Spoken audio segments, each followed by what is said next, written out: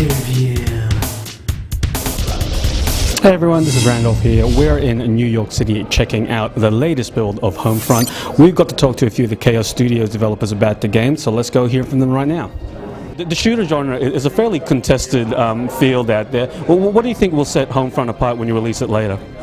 I think there's a few things. One of the big ones really is our premise and our setting. You know, the Occupation USA story. It's something that really hasn't been done in the way that we're doing it. It's a USA that you'll never have seen before. There's certainly some gameplay innovations. A lot of those are on the multiplayer side. Right now we're talking mostly about single player, but you know, we really wanted to create this what if scenario. What if the US was occupied? It's really not about saying this is going to happen. It's about saying what if it did happen. And inspirations that came from movies like Red Dawn and John Milius on the project really is kind of where this phrase that we go by, it's kind of the X for our world. It's called the familiar has become alien. So places you lived in, grew up, you know, shopped, that either as an American or as an international familiar with those places from TV and film, you know, what would it, when you see those and they're twisted by this occupation and the energy crisis and sort of the collapse, you know, how does that make you feel, and is that an interesting world to play in? And so far we found it really engaging, and it's just created tons of ideas for us that, you know, you don't really see anywhere else.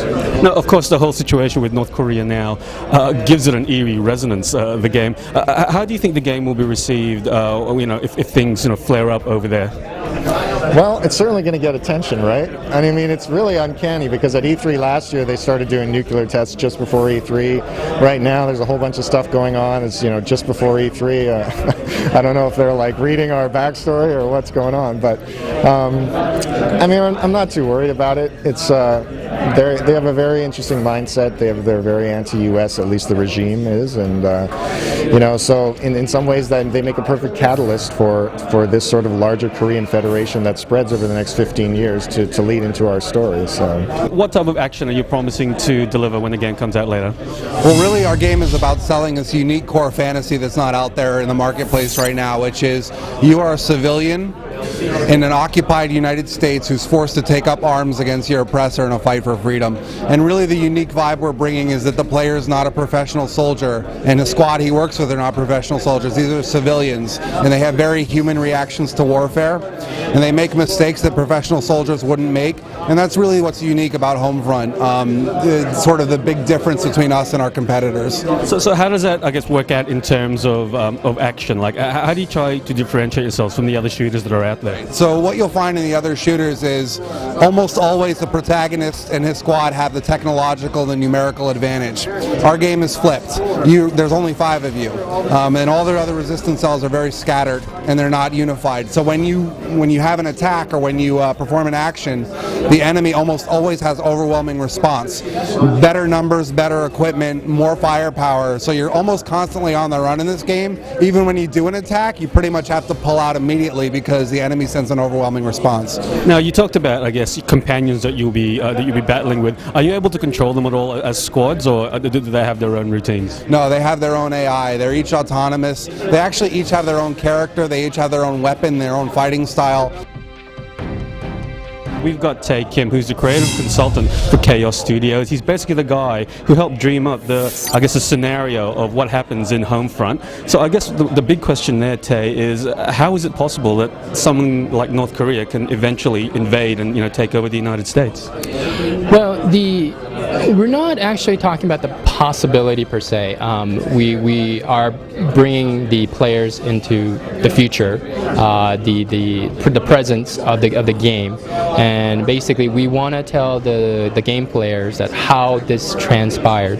And so I think the THQ creative team and the Chaos creative team has created a very detailed and I would say plausible timeline of how the events transpire in next 15 to 17 years to bring you to the world of Homefront, of how a country that's kind of destitute eventually is able to mount a occupation force that lands in the United States, and during that process you have a very incremental power growth that North Korea goes through, via military and economic gains through occupying territories territories, unifying South Korea, taking over Japan, and having other Asian nations join them in a quasi-economic and military alliance, and basically launching a surprise attack against Hawaii and basically landing in the West Coast. Now, I guess one of the big names you brought on board is writer John Milius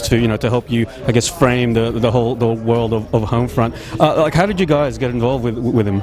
Well, John Milius was the only writing teacher I ever had back in the day. So, and we became friendly about 10 or 11 years ago on a government project that we were working together as consultants.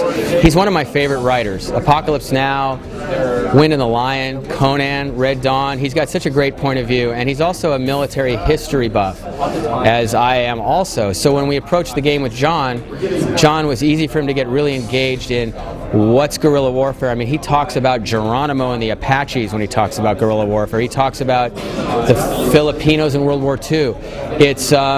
We engage in a lot of history, and the sequence you saw today with the white phosphorus and the van playing the music and drawing them in and burning them and all that, that's all John.